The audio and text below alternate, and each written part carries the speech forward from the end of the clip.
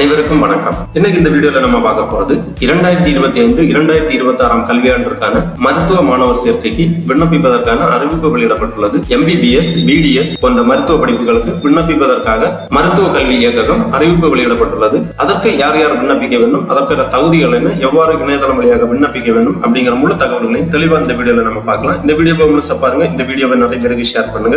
2025 NEET தேர்வு எழுதிய மாணவர்களுக்கான தேர்வு முடிவுகள் ஜூன் 14 அன்று வெளியிடப்படும் என்று தேசிய தேர்வு முகமை அறிவிப்பு வெளியிடப்பட்டுள்ளது. மருத்துவ படிப்புகளான MBBS மற்றும் BDS படிப்புகளுக்கு இணையதளம் வழியாக விண்ணப்பிக்கலாம் என்று அறிவிப்பு வெளியிடப்பட்டுள்ளது. நீட் தேர்வு எழுதிய மாணவர்களுக்கு தேர்வு முடிவுகள் வெளியிடப்பட்டவன் அவர்களும் விண்ணப்பிப்பதற்காக கால அவகாசம் வழங்கப்படும் என்றும் அறிவுறுத்தப்படுகிறது. மருத்துவ படிப்புகளான MBBS மற்றும் BDS படிப்புகளுக்கு இணையதளம் வழியாக விண்ணப்பிப்பதற்காகவும் அதை பற்றிய முழு தகவல்களை தெரிந்து கொள்வதற்காகவும் இந்த வெப்சைட் ஓபன் பண்ணிக்கோங்க. www.tnmedicalselection.net. இந்த வெப்சைட்டோட லிங்க் நான் டிஸ்கிரிப்ஷன்ல கொடுக்கிறேன். இதுதான் selection committee, directorate of medical education and research. இந்த இணையதளத்தில் தான் மருத்துவ படிப்புகளுக்கு விண்ணப்பிப்பதற்கான வழிவகை செய்யப்பட்டுள்ளது. இந்த வெப்சைட் ஓபன் பண்ணா இதுல நிறைய தகவல்கள் எல்லாமே கொடுக்கப்பட்டிருக்கும். இதுல UG courses, PG courses, PMC courses இருக்கு. நம்ம பார்க்க போறது UG கோர்சஸ். இதுல நீங்க கிளிக் பண்ணீங்கன்னா இந்த மாதிரி MBBS, BDS அப்படி கொடுத்திருப்பாங்க. இதுல கிளிக் பண்ணிக்கோங்க. உடனே இந்த மாதிரி நோட்டிபிகேஷன் கொடுத்திருப்பாங்க. பலதரப்பட்ட நோட்டிபிகேஷன் இருக்கு. Notification 1, kind attention to the candidate who are applying for MBBS, BDS 2025-26. அப்புறமா நோட்டிபிகேஷன் 2 இருக்கு. Kind attention to the candidate who are applying for MBBS, BDS 2025-26 section. அப்புறமா notification 3, notification 4 எல்லாமே கொடுத்திருக்காங்க. Procedure for applying for online application MBBS, BDS courses 2025-26. Prospectus இருக்கு. Prospectus for admission to MBBS, BDS degree courses in Tamil Nadu Government Medical Colleges and Dental Colleges. Government quota seat in self-financing Medical College and Dental College. ESIC Medical College, KK Nagar, Chennai, affiliated to the Tamil Nadu Dr. MGR University and state private universities. அதன் பிறகு prospectus for admission to MBBS, BDS degree courses in under management quota including minority NRI seat in self-financing medical colleges and dental colleges. Tamil Nadu affiliated to the Tamil Nadu Dr. MGR Medical University and state private universities. அந்த மாதிரி கொடுத்திருக்காங்க. இந்த prospectusல நீங்க click பண்ணீங்கன்னா இந்த மாதிரி PDF ஃபார்மட்ல file ஒன்று open ஆகும். இதுல இந்த மெடிக்கல் செலக்ஷன், அதாவது மருத்துவ கல்விக்கு விண்ணப்பிப்பது குறித்த முழு தகவல்களுமே கொடுக்கப்பட்டுள்ளது. இந்த ஃபைல் 131 பக்கங்களை கொண்டது. இதுல முழு தகவல்களுமே கொடுக்கப்பட்டுள்ளது. இம்பார்ட்டன்ட் டேட் கொடுத்திருக்காங்க. Date of notification 6/6/2025. Date of commencement of online application 6/6/2025. Last date for online submission of application தேதி குறிப்பிடப்படவில்லை. ஏனென்றால் நீட் தேர்வு முடிவுகள் வெளியிடப்பட்ட பிறகு அந்த மாணவர்களும் விண்ணப்பிப்பதற்காக கால அவகாசம் வழங்கப்படும். அதன் பிறகு விண்ணப்பிப்பதற்கான கடைசி தேதி குறிப்பிடப்படும். அப்புறமா date of declaration of rank list, details of counselling, commencement of courses, closure of admission போன்ற தேதி விவரங்கள் எல்லாமே பின்னர் தெரிவிக்கப்படும். முக்கியமான நோட்ஸ் கொடுத்திருக்காங்க. Tamil Nadu medical selection committee discourage candidate from seeking any agency's help in application and counseling process. The candidate and their parent will be solely responsible for all the documents submitted by them. Do not rely on agencies tools in the counseling process. Disclaimer details எல்லாமே கொடுக்கப்பட்டுள்ளது. இதற்கான விண்ணப்ப கட்டணம் 500 ரூபாய் இணையதளம் வழியாக செலுத்த வேண்டும். SC ST மாணவர்களுக்கு இந்த விண்ணப்ப கட்டணம் செலுத்துவதிலிருந்து விலக்கு அளிக்கப்படுகிறது.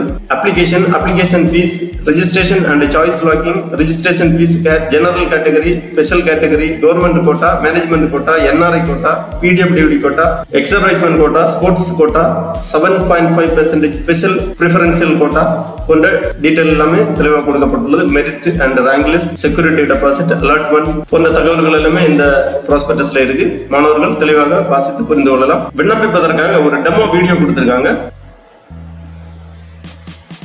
வணக்கம் மாணவர்களுக்கும் பெற்றோர்களுக்கும். உங்களுக்கு இன்னைக்கு அப்ளிகேஷன் எப்படி ஃபில் பண்ணுறது, அப்லோடு பண்ணுறது அப்படிங்கிறத பற்றிய ஒரு சின்ன விளக்க வீடியோ. சின்னங்கிறது கொஞ்சம் லென்த்தி ஆகலாம். ஏன்னா நம்ம ஃபுல் அப்ளிகேஷனை கோ த்ரூ பண்ணுவோம். நம்ம இந்த ஃபில்லிங் மெத்தட்லாம் சொல்லி தரும்போது நான் தமிழ்லையும் பேசுகிறேன், ஆங்கிலத்திலையும் கலப்பு இருக்கும்.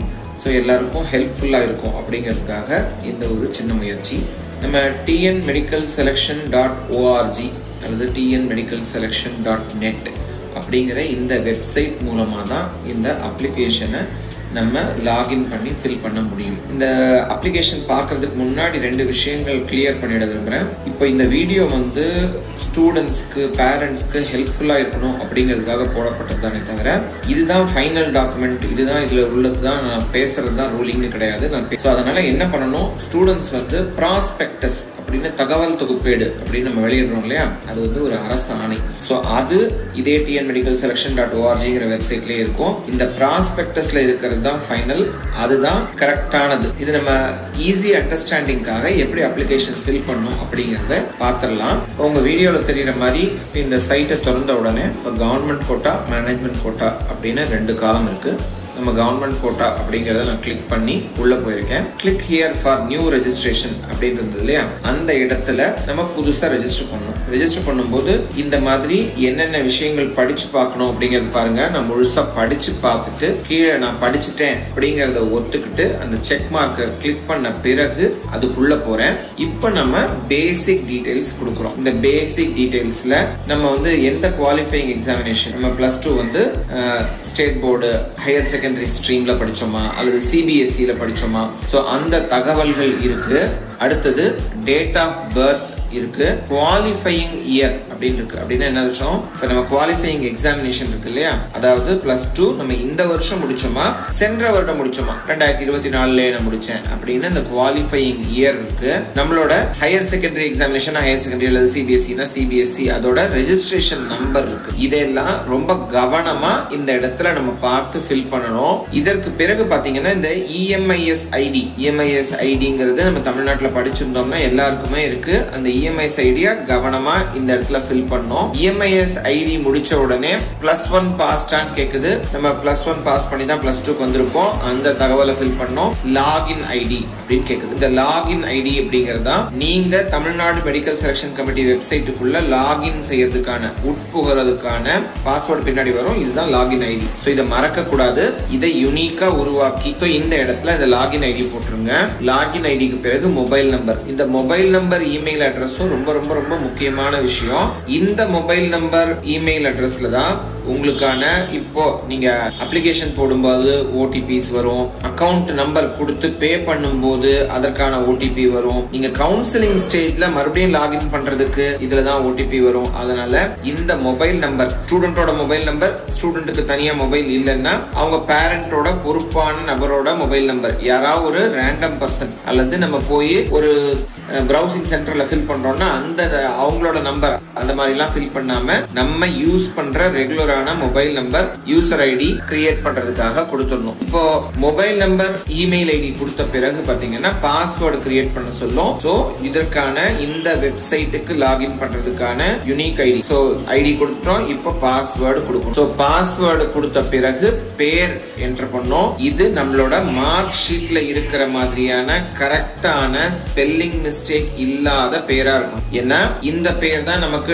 அலாட்மெண்ட் ஆர்டர் டவுன்லோட் ஆகிற வரைக்கும், நம்ம காலேஜ்ல பதிவாகிற வரைக்கும் வரும். மிஸ்டேக் ஆயிடுச்சுன்னா அதை மாத்துறது ரொம்ப சிரமமா இருக்கும். அதனால கவனமா நம்ம +2 மார்க் லிஸ்ட் எடுத்து வச்சுட்டு அதற்கு பிறகு அதுல இருந்து ஃபில் பண்ணிக்கலாம். பொதுவாவே மாணவர்களுக்கு நான் என்ன சொல்லுவேன்னா, வெப்சைட்டுக்குள்ள ஒரு முறை போய் பார்த்துட்டு அதற்கு பிறகு என்னென்ன டாக்குமெண்ட் வேணும்னு ப்ராஸ்பெக்டஸ்ல போட்டிருக்கோம் அந்த டாக்குமெண்ட் எல்லாத்தையும் கையில வச்சுக்கிட்டு, பிசிக்கல் காப்பீஸ கையில வச்சுட்டு கூட இந்த டாக்குமெண்ட் எல்லாத்தையும் ஸ்கேன் பண்ணி PDF ஃபார்மேட்ல, போட்டோஸ் எல்லாம் JPG ஃபார்மேட்லயும், டாக்குமெண்ட்ஸ் எல்லாம் நம்ம சர்டிபிகேட்ஸ் எல்லாத்தையும் PDF ஃபார்மேட்லயும் ஸ்கேன் பண்ணி நம்ம கம்ப்யூட்டர்ல, இப்ப நம்ம கம்ப்யூட்டர்ல தான் பதிவு பண்றோம் அப்படின்னா அந்த கம்ப்யூட்டர்லயே ஒரு ஃபோல்டர்ல பெயர் போட்டு, உதாரணத்துக்கு கம்யூனிட்டி சர்டிபிகேட்னா கம்யூனிட்டி சர்டிபிகேட், நேட்டிவிட்டி சர்டிபிகேட்னா நேட்டிவிட்டி சர்டிபிகேட் அப்படின்னு பெயரிட்டு ரீநேம் பண்ணி எல்லாத்தையும் ஒரு ஃபோல்டர்ல சேவ் பண்ணிட்டு அதற்கு பிறகு அப்ளிகேஷன் ப்ராசஸ் ஸ்டார்ட் பண்ணோம்னா கொஞ்சம் ஈஸியா இருக்கும். இப்போ இந்த பேசிக் டீடைல்ஸ் கொடுத்த உடனே பாத்தீங்கன்னா நமக்கு அந்த இப்ப நம்ம மொபைல் நம்பர் கொடுத்தோம் இல்லையா, அதுல ஒரு OTP வரும். அந்த OTP-யை நீங்க இங்க ரெஜிஸ்டர் பண்ணீங்கன்னா தான் நீங்க இந்த வெப்சைட்டுக்குள்ள ரெஜிஸ்டரே ஆவீங்க. சரிங்களா? இப்போ இந்த OTP நமக்கு வந்துருச்சாங்கிறத செக் பண்ணிட்டு பதிவு பண்றோம். இந்த OTP போட்ட உடனே நீங்க சப்மிட் கொடுக்க முடியும். OTP வரல அப்படின்னா ரீசெண்ட் ஆப்ஷன் ஆப்வியஸா இருக்கும். ரீசெண்ட் பண்ணி மறுபடியும் OTP வந்த பிறகு நம்ம உள்ள சப்மிட் பண்ணி ரெஜிஸ்டர் ஆயிடும். இது ரெஜிஸ்ட்ரேஷன் மட்டும்தான், அப்ளிகேஷன் ப்ராசஸ் இன்னும் முடியல. இப்ப இதற்கு பிறகு வெப்சைட்ல பாத்தீங்கன்னா ஸ்டெப்ஸ் ஆஃப் ஆன்லைன் ரெஜிஸ்ட்ரேஷன் அப்படின்னு என்னென்ன கொடுத்திருக்குன்னு பாருங்க. ரெஜிஸ்ட்ரேஷன் இருக்கு, அதுக்கு முன்னாடியே ப்ராஸ்பெக்டஸ் இருக்கு, அதை படிச்சுக்கோங்கன்னு சொல்றோம். லாகின் அப்படின்னு இருக்கு. அடுத்தது அப்ப நம்ம என்ன பண்ணோம், ஏற்கனவே கொடுத்தோம்ல யூசர் ஐடி, அதையும் பாஸ்வேர்டையும் வச்சு லாகின் ஆகணும். அதற்கு பிறகு என்ன இருக்கு, டீடைல்ஸ் ஃபில் அப் பண்ணோம், டாக்குமெண்ட்ஸ் அப்லோட் பண்ணோம், பேமெண்ட் பண்ணோம். இது எல்லாத்தையும் செஞ்சாதான் ரெஜிஸ்ட்ரேஷன் கம்ப்ளீட் ஆகும். அப்பதான் நம்ம ஆன்லைன் அப்ளிகேஷனை சப்மிட் பண்ணிருக்கோம்னு அர்த்தம். சரிங்களா? நம்ம தொடர்ந்து இப்ப ஏற்கனவே யூஸ் பண்ண யூசர் ஐடி பாஸ்வேர்ட் இருக்கு இல்லையா, அதை வச்சு லாகின் ஆகும். இப்ப லாகின் ஆயிட்டோம். சோ இப்போ நம்ம டீடைல்ஸ் ஃபில் அப் பண்றதுக்கான பேஜுக்கு வந்துட்டோம். இப்ப பேரு, டேட் ஆஃப் பர்த் பாருங்க ஆட்டோ பாப்புலேட் ஆயிடுச்சு. அதுவே டேட்டாவை நம்ம முதல் ஸ்டெப்ல கொடுத்தோம் இல்லையா, அங்க இருந்து எடுத்துச்சு. அடுத்து ஜெண்டர், ஜெண்டருக்கு பிறகு தந்தையின் பெயர், name of the father or guardian கேட்டிருக்காங்க. சோ அந்த இடத்துல கரெக்டா பேர் ஃபில் அப் பண்றோம். சோ அடுத்து நேஷனாலிட்டி, இந்தியனா அல்லது இந்த OCI PIO கேட்டகரியில இருந்தா அப்ளை பண்ணலாம் கவர்மெண்ட் கோட்டால. சோ அந்த கேட்டகரியில இருக்குமா அப்படிங்கறத கேக்குது. அதுக்கு அடுத்தது நேட்டிவிட்டி, தமிழ்நாடு நேட்டிவா சேர்ந்தவர்களா அல்லது வேறு மாநிலத்தை சேர்ந்தவர்களா அப்படிங்கறத தமிழ்நாடு கொடுத்து கொடுக்கிறோம். Nativity, religion, name of the mother, community. இப்ப கம்யூனிட்டியில நம்ம வந்து BCயா, MBCயா, SCயா, SCAவா, STங்கிறத கொடுத்துட்டோம்னா அதற்கு பிறகு அந்த பக்கத்துல உள்ள ஃபீல்டுல நம்மளோட குறிப்பிட்ட உட்பிரிவு என்ன, கம்யூனிட்டியில உட்பிரிவு என்ன அப்படிங்கறத கேட்கும். இப்ப நீங்க BC ஓபன் பண்ணீங்கன்னா BCயோட உட்பிரிவுகள் ஓபன் ஆகும். MBCயை கிளிக் பண்ணோம்னா MBCயோட உட்பிரிவுகள் ஆகும். நான் இங்க வந்து ஒரு டீடைல் கொடுத்துட்டு உள்ள போறேன். சோ இப்ப அடுத்தது பாத்தீங்கன்னா பிளேஸ் ஆஃப் பர்த் அப்படின்னு கேட்கும். எந்த மாநிலத்தில் நீங்கள் பிறந்தீர்கள். நேட்டிவிட்டி, நீங்க தமிழ்நாட்டை சேர்ந்தவராக இருந்தோம் கர்நாடகால பிறந்திருந்தீங்கன்னா பிறப்புக்கான இடம்னா இந்த இடத்துல கொடுக்கலாம், தப்பு இல்ல. நேட்டிவிட்டி, நீங்க எந்த ஊரை சேர்ந்தவர், நேட்டிவிட்டிங்கிறதும் பர்த் பிளேஸும் ஒண்ணும் கிடையாது. அடுத்து ஆதார் நம்பர், ஆதார் நம்பர் சரியான ஆதார் நம்பரை இங்க வந்து என்டர் பண்ணோம். பிளட் குரூப் கேட்டிருக்கோம், பிளட் குரூப் என்டர் பண்ணுங்க. இப்ப இந்த இடத்துல candidates name as in Aadhaar அப்படின்னு கேக்குறோம். இது ஆதார் வெரிஃபிகேஷனுக்காக. சோ இப்ப ஆதார்ல என்ன பேர் இருக்கோ அது, ஒருவேளை +2 மார்க் லிஸ்ட்ல இருக்கிறது வேற பேரா இருந்தா இங்க இந்த இடத்துல ஆதார்ல இருக்கிற பேரை என்டர் பண்ணுங்க. இதுக்கு அடுத்தது கம்யூனிட்டி சர்டிபிகேட்டோட இன்ஃபர்மேஷன். நம்ம குறிப்பா நமக்கு சலுகை வேணும்னா, அதாவது கம்யூனிட்டி பேஸ்ட் ரிசர்வேஷன் வேணும்னா இந்த கம்யூனிட்டி சர்டிபிகேட் இன்ஃபர்மேஷனை கரெக்டா ஃபில் பண்றது ரொம்ப முக்கியம். சோ கரெக்டா நம்ம அந்த நம்பர், எந்த இடத்துல இருந்து இஷ்யூ செய்யப்பட்டது, இஷ்யூயிங் அத்தாரிட்டி யாரு, சோ இப்ப நம்ம RDOவா தாசில்தாரா, யார் இஷ்யூ பண்ணாங்க, கம்யூனிட்டி சர்டிபிகேட்டோட நம்பர் என்ன, சோ டேட் ஆஃப் இஷ்யூ என்ன, இது எல்லாத்தையும் அதுல என்டர் பண்ணோம்னா நம்ம இந்த டீடைல்ஸ் கம்ப்ளீட் பண்ணிட்டோம். இதற்கு அடுத்து அட்ரஸ் டீடைல்ஸ். அட்ரஸ்ல 2 அட்ரஸ் கேட்டிருக்காங்க. கம்யூனிகேஷன் அட்ரஸ், நமக்கு ஏதாவது ஒரு வகையில தேவைப்பட்டால், பொதுவாக எந்த இண்டிவிஜுவல் பர்சனல் கம்யூனிகேஷனும் தமிழ்நாடு மெடிக்கல் செலக்ஷன் கமிட்டில இருந்து வராது, எல்லாமே வெப்சைட் மூலமா தான் நடக்கும். ஆனாலும் அட்ரஸ் எது அப்படிங்கிறது நம்மளோட இப்போ கம்யூனிகேட் பண்ணணும்னா எந்த அட்ரஸ், நம்மளோட பெர்மனன்ட் அட்ரஸ் எது, ரெண்டையுமே ஒன்னு ஃபில் பண்ணிட்டு இன்னொன்னுக்கு வந்து கிளிக் பண்ணீங்கனாலே அது ஆட்டோ பாப்புலேட் ஆகி இதே அட்ரஸ் தான், ரெண்டுமே எனக்கு ஒண்ணுதான், அதை ஃபில் பண்ணிக்கலாம். அதுல ஒன்னும் சிரமம் கிடையாது. அடுத்தது ஸ்பெஷல் கேட்டகரி இன்ஃபர்மேஷன். சோ நம்ம வந்து இந்த ஏதாவது ஸ்பெஷல் கேட்டகரிஸ்ல வர்றோமா, அதாவது அதுல உள்ளவங்களா, மாற்றுத்திறனாளிகளா அல்லது எக்ஸ் சர்வீஸ்மென், முன்னாள் ராணுவத்தினர் கேட்டகரியில வருமா, அல்லது இந்த IRT எனப்படும் ரோட் டிரான்ஸ்போர்ட் கார்பரேஷனை சேர்ந்தவர்களா, இந்த இன்ஃபர்மேஷன் கொடுத்துட்டு சேவ் அண்ட் ப்ரொசீட் கொடுத்து அடுத்த ஸ்டெப்புக்கு போறோம். இந்த சேவ் அண்ட் ப்ரொசீட் கொடுக்கிறதுக்கான காரணம் என்னன்னா, இந்த ஒரு ஸ்டெப்லயும் உள்ள இன்ஃபர்மேஷனை நீங்க திரும்ப ரீஃபீட் பண்ண தேவையில்ல. ஒருவேளை நடுவுல வந்து ஏதாவது கட் ஆயிடுச்சு, இன்டர்நெட் கட் ஆயிடுச்சுன்னா இந்த இன்ஃபர்மேஷன் சேவ் ஆயிடும். அதற்காக இந்த ஸ்டெப்புகள் இருக்கு. இதற்கு பிறகு பார்த்தோம்னா நம்ம 6th இருந்து +2 வரைக்கும் படிச்சதுக்கான இன்ஃபர்மேஷன். சோ இப்போ நம்ம வந்து கவர்மெண்ட் ஸ்கூல்ல படிச்சோமா இல்லையா அப்படிங்கிறது முக்கியமா இங்க கொடுக்கணும். 7% சிறப்பு இடஒதுக்கீடு அரசு பள்ளி மாணவர்களுக்கு இருக்கிறதுனால அந்த மாணவர்கள் ஃபில் பண்ணும்போது இங்க அரசு பள்ளியில படித்தாங்களா, அரசு பள்ளியில படிக்கலன்னா நோ அப்படிங்கறத கிளிக் பண்ணும். சரியா? இது பல பேர் வந்து தவறா ஃபில் பண்ணிடுறோம். அரசு பள்ளியில படித்தோம் அப்படின்னு ஃபில் பண்ணாதான் அந்த 7% இடஒதுக்கீடுக்கு உள்ள வர முடியும். அதனால 7% இடஒதுக்கீடை பொறுத்த வரைக்கும் நம்ம பாத்தீங்கன்னா இந்த வருஷம் போன வருஷம் முடித்த எல்லா அரசு பள்ளி மாணவர்களுக்கும் அந்த EMIS வச்சே டேட்டா எடுத்துக்கலாம். CEO சர்டிபிகேட் தேவையில்லை. அதனால குறிப்பா இந்த EMIS ஐடி கரெக்டா ஃபில் பண்ணோம். அதே மாதிரி ஸ்கூல் இன்ஃபர்மேஷன் பண்ணும்போது 6வது இருந்து ஒவ்வொரு வருடமும் எந்த ஸ்கூல்ல படிச்சீங்க இன்ஃபர்மேஷன் பண்ணோம். ரொம்ப டைப் பண்ணணும்னு அவசியம் இல்ல. நீங்க 6வது படிச்சுட்டு அதே ஸ்கூல்ல தான் 12வது வரைக்கும் படிச்சீங்கன்னா அந்த மேல உள்ள கிளிக் மார்க் கிளிக் பண்ணீங்கனாலே போதும். அது வந்து அதே ஸ்கூல்லயே எல்லா வருஷமும் படிச்சோம்னு எடுத்துக்கும். அதற்கு பிறகு நமக்கு பாத்தீங்கன்னா எந்த டைப் ஆஃப் ஸ்கூல் அப்படின்னு இருக்கும். சோ இந்த டைப் ஆஃப் ஸ்கூல்ல முக்கியமா கரெக்டா ஃபில் பண்ணுங்க. அது கவர்மெண்ட் ஸ்கூலா இருக்கலாம், எய்டட் ஸ்கூலா இருக்கலாம், சிபிஎஸ்இ ஸ்கூலா இருக்கலாம், கார்பரேஷன் ஸ்கூலா இருக்கலாம். சரியா? இந்த மாதிரி ஸ்பெஷல் ஸ்கூல்ஸ் நிறைய இருக்கு இல்லையா, அதெல்லாம் இருக்கலாம். அதற்கான எல்லா காலமும் இருக்கு. அது இல்லாம இதுல எதுலயுமே உங்க ஸ்கூல் ஃபிட் ஆகாதுன்னா அதர்ஸ் ஒரு காலமும் இருக்கு, அதை நீங்க ஃபில் பண்ணலாம். அதற்கு பிறகு ஆர்டிஇ, அதாவது ரைட் டு எஜுகேஷன்ல நம்ம வர்றோமா, அதாவது கல்வி உரிமை சட்டத்தின் கீழே நம்ம வந்து தனியார் பள்ளிகள்ல படித்தாலும், ஆனா கல்வி உரிமை சட்டத்தின் கீழே படிச்சிருந்தா நம்ம வந்து இந்த 7.5% ஒதுக்கீட்டுக்கு நம்ம தகுதி பெற்றவர்களாகும். அதனால இந்த ஆர்டிஇ 6, 7, 8ல படிச்சு அதற்கு பிறகு அரசு பள்ளிகள்ல படித்தீங்களா அப்படிங்கிறதுக்கான கேள்வி. இல்ல சார் நான் வந்து பிரைவேட் ஸ்கூல்ல தான் படிச்சேன்னா அந்த ஆர்டிஇல நோ அப்படின்னு கொடுத்துடலாம். அதற்கு பிறகு எந்த மாவட்டம் அப்படிங்கிறதும் நீங்க மாவட்டத்தை ஃபில் பண்ணீங்கனாலே வந்து ஸ்டேட், இப்ப நீங்க ஸ்டேட் போர்ட்ல தான் படிச்சோம் அப்படின்னு கொடுத்தோம்னா தமிழ்நாடுங்கிறது ஆட்டோ பாப்புலேட் ஆயிடும். இதை நீங்க கரெக்டா பார்த்து இந்த பேஜை ஃபில் பண்ணிட்டு இந்த ஸ்கூல் இன்ஃபர்மேஷன் முடிஞ்ச உடனே அடுத்த ஸ்டெப் முடிஞ்சு சேவ் அண்ட் ப்ரொசீட் கொடுத்துடலாம். இதற்கு அடுத்த பேஜ்ல நீட்டுக்கான டீடைல்ஸ் கேட்டிருக்கோம். சோ நீட்ல ரோல் நம்பர் என்ன அப்படிங்கறத முதல்ல கொடுத்துடணும். அதுக்கு அடுத்தது நீட் அப்ளிகேஷன் நம்பர், ரோல் நம்பர்ங்கிறது வேற, அப்ளிகேஷன் நீட் அப்ளிகேஷன் நம்பர்ங்கிறது வேற.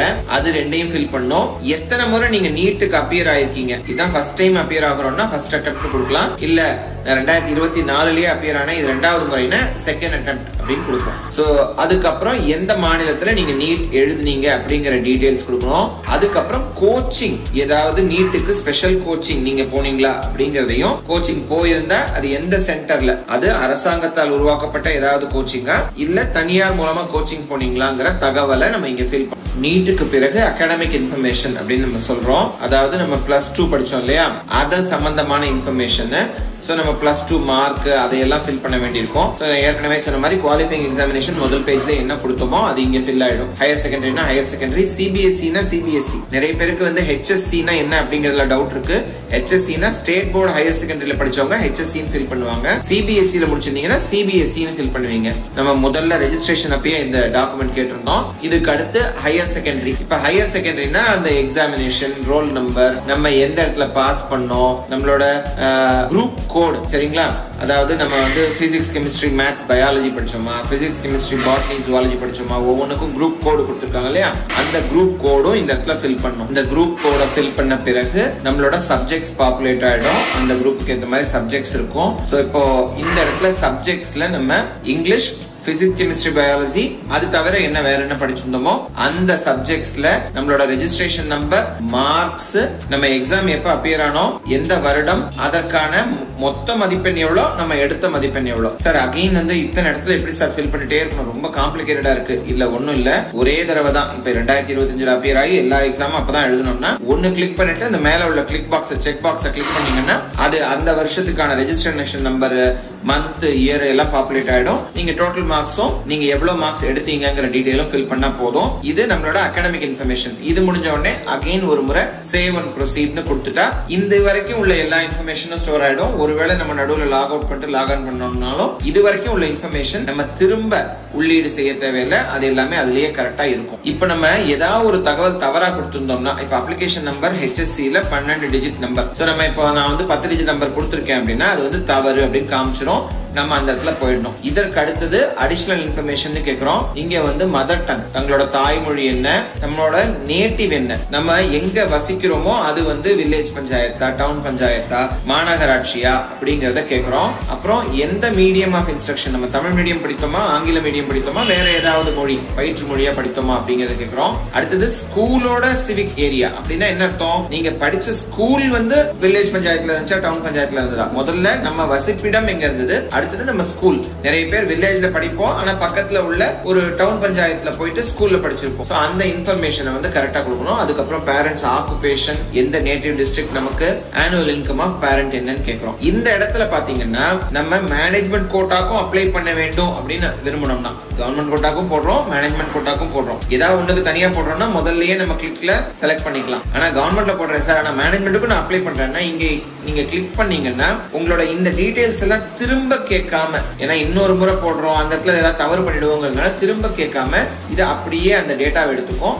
மேனேஜ்மெண்ட் கொடுத்தீங்கன்னா நீங்க இந்த 3 விஷயங்களை சொல்ல வேண்டியிருக்கும். அதாவது நீங்க என்ஆர்ஐயா, நீங்க ஏதாவது குறிப்பிட்ட ரிலிஜியஸ் அல்லது லிங்குவிஸ்டிக் மைனாரிட்டி கம்யூனிட்டியை சேர்ந்தவங்களா, அதாவது ரிலிஜியஸ் மைனாரிட்டி இன்ஸ்டிடியூஷன் தமிழ்நாட்டில் இப்போதைக்கு MBBS BDSல கிறிஸ்டியன் மைனாரிட்டி இன்ஸ்டிடியூஷன் இருக்கு. சோ நீங்க இப்ப கிறிஸ்டியன் மைனாரிட்டியை கொண்டவங்களா.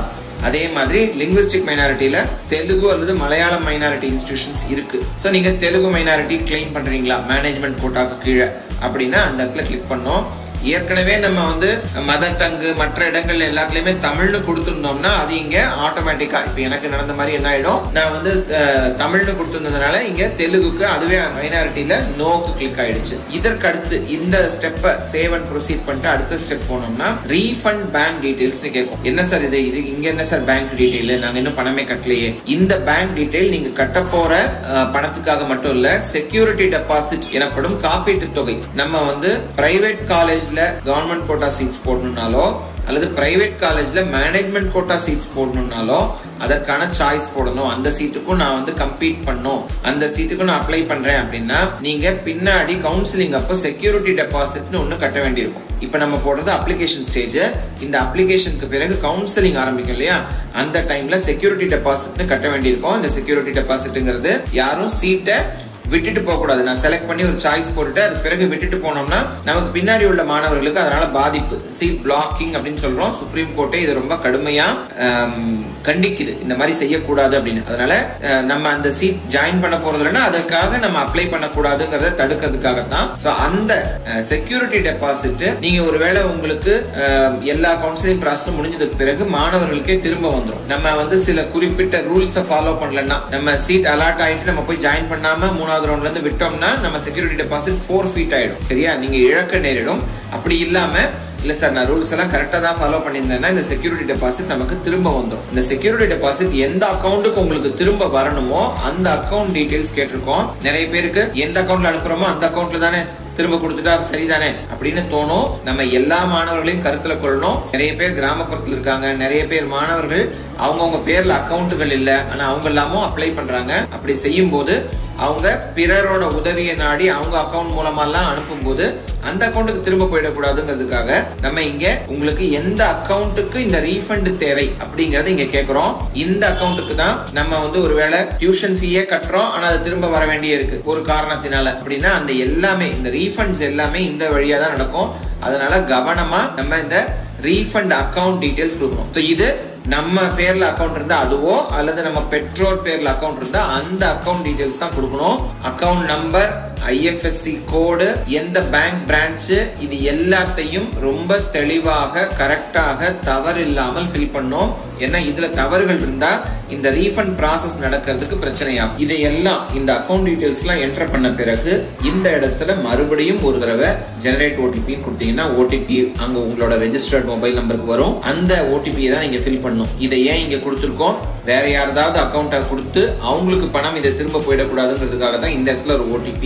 இந்த OTP எதற்காக, சேஃப்டிக்காக. இங்க மட்டும் இல்ல நம்ம கவுன்சிலிங்லயும் நம்மளோட சாய்ஸ் போட்ட பிறகு ஒரு தடவை OTP வரும். ஏன் இதெல்லாம் ஏன் நம்ம செய்யறோம் அப்படின்னா மாணவர் அவங்களுக்கு தேவையான நம்பருக்கு தான் போகணுமே தவிர தெரியாம மற்ற ஏதாவது அக்கௌண்ட் போட்டேன் சார் அவங்க மொபைல் நம்பர் கொடுத்துட்டாங்க அவங்களுக்கே OTP வந்துருச்சு அப்படிங்கிறதுக்காக இல்லாம இருக்கணுங்கிறதுக்காக தான் ஒவ்வொரு ஸ்டேஜ்லயும் OTP. அதனால உங்க மொபைல் நம்பர் கொடுங்க. அந்த OTP வந்ததுக்கு அப்புறம் இந்த OTP என்ன பர்பஸ்க்காக அப்படிங்கறத கேட்டு அந்த OTP அங்க ஃபில் பண்ணுங்க. நம்ம யாராவது வேறு நபர்களின் உதவியை நாடுறோம்னா கூட ரொம்ப சுலபமான முறை தான். கம்ப்யூட்டர் ஒரு இன்டர்நெட் கனெக்ஷன் இருந்தா பண்ணிடலாம். மொபைல்ல பண்றத பொதுவா நாங்க என்கரேஜ் பண்றது இல்ல, பண்ண முடியும்னாலும் ஏதாவது இந்த டாக்குமெண்ட் அப்லோட் பண்றதுல எல்லாம் பிரச்சனைகள் வரலாம். அதனால டெஸ்க்டாப், ஒரு லேப்டாப்போ அல்லது ஒரு பர்சனல் கம்ப்யூட்டரோ அல்லது பிரவுசிங் சென்டர் போனோம்னா கூட நம்ம உட்கார்ந்து அந்த சென்டர்ல கம்ப்யூட்டர் மூலமா நம்ம இன்டர்நெட் கனெக்ஷன் வச்சு இதை செஞ்சிட முடியும். இந்த ஸ்டேஜுக்கு அடுத்தது நம்ம அப்லோடிங் ஆஃப் டாக்குமெண்ட்ஸ், நம்ம கூட சர்டிபிகேட்ஸ் எல்லாம் இருக்கு இல்லையா,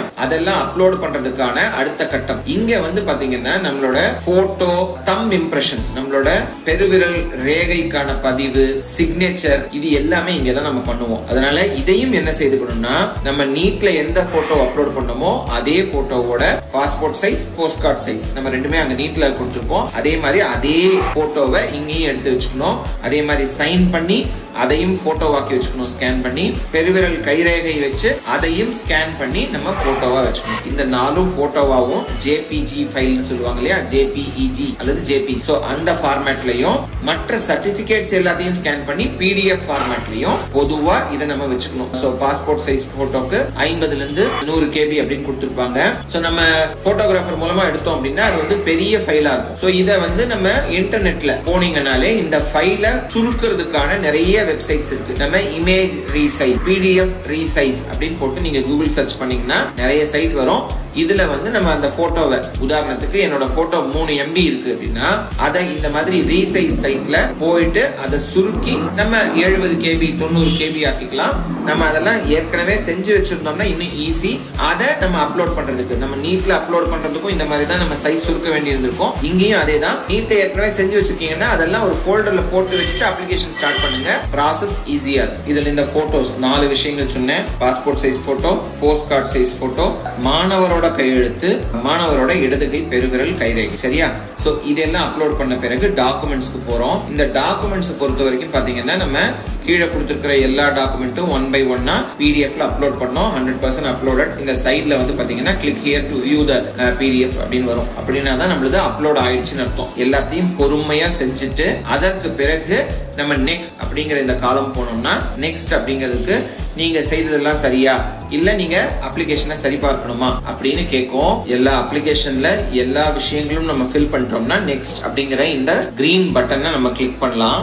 ஏதாவது ஒரு சர்டிபிகேட்டை நம்ம அப்லோட் பண்றதை மிஸ் பண்ணிட்டோம்னா அது வந்து அங்கேயே மேல பிளாங்க் வந்துடும், நெக்ஸ்ட் பேஜுக்கு போகாது. அந்த சர்டிபிகேட்டை, மேண்டேட்டரியான அந்த சர்டிபிகேட்டை அப்லோட் பண்ண பிறகு தான் நெக்ஸ்ட் போகும். நெக்ஸ்ட் போன பிறகு இந்த பேஜ் ரொம்ப முக்கியம். நம்ம அப்ளிகேஷனை இப்ப இவ்வளவு நேரம் இந்த காலமா ஃபில் பண்ணோம் இல்லையா, இதுதான் நம்ம அப்ளிகேஷன் காலமா ஃபில் பண்ணிருக்கோம். இதுதான் நம்மளோட ஃபார்ம். இதை இந்த ஸ்டேஜ்ல வேணும்னா நீங்க டவுன்லோட் பண்ணி பிரிண்ட் அவுட் எடுத்து 1க்கு 2 முறை கூட பாத்துக்கலாம். இங்க மேல பாத்தீங்கன்னா டவுன்லோட் ஆப்ஷன் இருக்கும். அல்லது இந்த ஸ்டேஜ்ல உங்களுக்கு டவுட்டா இருக்கு அப்படின்னா எடிட் போயிட்டு முன்னாடி பார்த்த 5 தனித்தனி இன்ஃபர்மேஷன்ஸ் இருந்துச்சு இல்லையா, அது எல்லாத்தையுமே மறுபடியும் போயிட்டு எடிட் பண்ண முடியும். 5 இன்ஃபர்மேஷன், அந்த டாக்குமெண்ட்ஸ் 6, இது எல்லாத்தையுமே செக் பண்ண முடியும். செக் பண்ணிட்டு நான் எல்லாமே சாட்டிஸ்ஃபைடு கரெக்டா தான் இருக்கு அப்படின்னா ஒரு காப்பி நமக்காக டவுன்லோடு பண்ணி சேவ் பண்ணி வச்சுக்கோங்க. இங்க பாருங்க, டவுன்லோட் பண்ணி சேவ் பண்ணி வச்சுக்கோங்க. கீழே இருக்கிற இந்த செக் பாக்ஸை படிச்சு பாருங்க.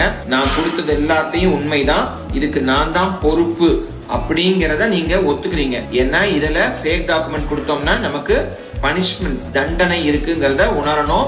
லீகலா சட்ட நடவடிக்கையே நடக்கும். சோ இது முடிந்த பிறகு நம்ம கொடுத்தோம்னா அகைன் நம்ம கொடுத்த டாக்குமெண்ட்ஸை, நம்ம கொடுத்த இன்ஃபர்மேஷனை ஷார்ட்டா கொடுத்து நீங்க அக்செப்ட் பண்ணிக்கிறீங்களான்னு கேட்கும். இதை எஸ் கொடுத்ததுக்கு பிறகுதான் நமக்கு பேமெண்ட் லிங்க் ஓபன் ஆகும். பேமெண்ட் லிங்க் போனோம்னா அப்ளிகேஷன் காஸ்ட்ங்கிறது 500 ரூபாய். நம்ம SC, SCA, ST மாணவர்களுக்கு இந்த அப்ளிகேஷன் காஸ்ட் ஃப்ரீயா இருக்கும். மற்றவர்களுக்கு 500 ரூபாய் அப்படிங்கிற இந்த அப்ளிகேஷன் காஸ்டும், மேனேஜ்மெண்ட்டும் நீங்க அப்ளை பண்ண வேண்டியிருந்தா அதற்குரிய 1000 ரூபாய் சேர்ந்து 1500 ரூபாய் இருக்கும். இந்த அப்ளிகேஷன் காஸ்ட நீங்க பேமெண்ட் போர்ட்டலுக்கு போறீங்க. இதுல பாத்தீங்கன்னா 4 ல இருந்து 6 பேங்கோட இந்த பேங்க் கேட்வேஸ் இருக்கும். எதற்காகனா நம்ம ஒரு சமயத்துல ஒரு பேங்கோட சர்வர் ஏதாவது பிரச்சனை ஆயிடுச்சுன்னா மாணவர்கள் நலனுக்காக வச்சிருக்கோம். சோ உங்களுக்கு எந்த கேட்வே மூலமா போகணும்னா உங்களுக்கு ஈஸியோ அல்லது உங்களுக்கு எது ஃபர்ஸ்ட் ஈஸியா இருக்கோ அது மூலமா போயிட்டு நீங்க பேமெண்ட் ஆப்ஷன் வரும். அதுல UPI, credit card, debit card, net banking எதன் மூலமா வேணாலும் நீங்க பேமெண்ட் பண்ணி, பேமெண்ட் பண்ண பிறகு பாத்தீங்கன்னா இந்த காலம் வரும். இந்த காலத்துல நீங்க பாருங்க அப்ளிகேஷன் சப்மிட்டட் இந்த மாதிரி வருது இல்லையா, இதுல கடைசி 2 செக் பாக்ஸும் கிளிக் ஆயிட்டாதான் பேமெண்ட் கம்ப்ளீட்டட், அப்ளிகேஷன் சப்மிட்டட் இந்த 2 பாக்ஸும் கிளிக் ஆயிட்டாதான் நம்மளோட அப்ளிகேஷன் சப்மிட் ஆயிடுச்சுன்னு அர்த்தம். இல்ல சார் பேமெண்ட் போச்சுன்னு நினைக்கிறேன், பேங்க்ல இருந்து எனக்கு மெசேஜ் வரல, போச்சு ஆனா ஃபெயிலியர்னு இங்க காமிக்குது. நம்ம முக்கியமா புரிஞ்சுக்கணும், ஃபெயிலியர்னு காமிச்சா பேங்க்லயே தான் பணம் இருக்குன்னு அர்த்தம். பேங்க்ல இருந்து உங்களுக்கு திரும்ப பணம் வந்துடும். சோ நம்ம சப்மிட் பண்ணி சக்சஸ்னு வந்து அப்ளிகேஷன் சப்மிட்டட்னு வந்தாதான் நம்மளோட அப்ளிகேஷன் போனதா அர்த்தம். அதுக்கு முன்னாடி எந்த ஸ்டேஜ்ல நீங்க எவ்வளவு டேட்டா கொடுத்திருந்தாலும் அப்ளிகேஷன் சப்மிட் பண்ணலன்னா உங்களோட அப்ளிகேஷன் ஏற்றுக்கொள்ளப்பட மாட்டாது. ஏன்னா சப்மிட்டட் அப்ளிகேஷனை தான் நம்ம எடுத்துட்டு அதை ஸ்க்ரூட்டினைஸ் பண்ண முடியும். சப்மிட்டே பண்ணலன்னா அந்த அப்ளிகேஷனை நம்ம செக் பண்ண முடியாது. சோ அதனால இது எல்லாத்தையும் கவனத்துல கொள்ளணும். இது ரொம்ப கஷ்டமான விஷயம் கிடையாது. நம்ம முக்கியமான ஒரு படிப்புக்கு MBBS அல்லது BDSக்கு நம்ம வந்து அப்ளிகேஷன் போடுறோங்கும் போது கொஞ்சம் கவனத்தோட நம்ம பெற்றோர் யாரையாவது அல்லது ஒரு சீனியர் பர்சன் நமக்கு ரொம்ப முக்கியமானவர் யாரையாவது கூட இருந்துட்டு நம்ம உட்கார வச்சு எல்லாத்தையும் ரெடி பண்ணிட்டு டென்ஷன் இல்லாம ஈஸியா இந்த அப்ளிகேஷனை ஃபில் பண்ண முடியும். இதுல ஒன்றும் சிரமமே கிடையாது. ஆனா முக்கியமா திரும்ப தமிழ்நாடு மருத்துவ தேர்வுக்குழு, medical selection committee, directorate of medical education முற்றிலும் சம்பந்தம் இல்லாத நபர்கள், சரியா? இந்த ஏஜென்ட், பிரவுசிங் சென்டர்ல ஒரு பர்சன் சொன்னாரு, அவரே பண்ணித்தரேன்னு சொன்னாரு, இந்த மாதிரி எல்லாம் நம்பி செய்ய வேண்டாம். ஏன்னா அவர்கள் தவறு செய்திருந்தா அந்த தவறுக்கான விளைவுகள் நம்ம அனுபவிக்க வேண்டியிருக்கும், மாணவர்கள் அனுபவிக்க வேண்டியிருக்கும். ஒரு சர்டிபிகேட்டை தப்பா அப்லோட் பண்ணிட்டா நம்ம அப்ளிகேஷனே ரிஜெக்ட் ஆயிடலாம் இல்லையா? நம்ம சர்டிபிகேட்டை அவங்க ஏதாவது இல்லீகல் ஆக்டிவிட்டிஸ், அவங்க தப்பான ஃபேக்கான ஃபோர்ஜான சர்டிபிகேட் கொடுத்தாங்கன்னா அது மாணவரோட பொறுப்பு தான். ஏன்னா அப்ளிகேஷன் போடுறது மாணவர் தான், அந்த மூன்றாவது நபர் இல்ல. அதனால அந்த பொறுப்பை உணர்ந்து கரெக்டா நம்ம உட்கார்ந்து, நமக்கு முக்கியமானவங்க அவங்க யூசுவலா பெற்றோர் இல்லையா? சோ நம்ம பெற்றோர்ல யாராவது ஒருத்தரை உட்கார வச்சுட்டு, அப்படி இல்ல சார் பெற்றோருக்கு அவ்வளவு விவரம் இல்லைன்னு நினைச்சீங்கன்னா உங்களுக்கு அக்கறையானவர்கள், உங்களோட ஏற்கனவே செய்தவர்கள், உங்களோட ரொம்ப முக்கியமான உறவினர் யாராவது இருக்கலாம், அவங்கள யாராவது உட்கார வச்சுட்டு இந்த அப்ளிகேஷன் ஃபார்மை கம்ப்ளீட் பண்ணுங்க. மேலும் சந்தேகங்கள் இருந்தா Tamil Nadu medical selection .org TN medical selection .orgங்கிற இந்த வெப்சைட்டை பாருங்க. இதுலதான் அனைத்து தகவல்களும் வெளிவரும். இது இல்லாமல் ஏதாவது டவுட் இருந்தா அதே வெப்சைட்ல ஹெல்ப்லைன் நம்பர்ஸ் இருக்கு. ஹெல்ப்லைன் நம்பர்ஸ் காலையில 10 மணில இருந்து சாயங்காலம் 6 மணி வரைக்கும் ஃபங்க்ஷன் ஆகும். அந்த டைம்ல போன் பண்ணி விசாரிக்கலாம், போன் பண்ணி கேட்கலாம். ஒரு போன் போகல அப்படின்னா 8 நம்பர் இருக்கு. இப்ப போகலன்னா 5 நிமிஷம் கழிச்சு திரும்ப கால் பண்ணலாம். சோ அதனால இந்த நம்பர்கள்ல கேட்டு நம்ம உதவி பெற்று இந்த அப்ளிகேஷனை ஈஸியா ஃபில் பண்ணுவோம். வாழ்த்துக்கள், நன்றி, வணக்கம்.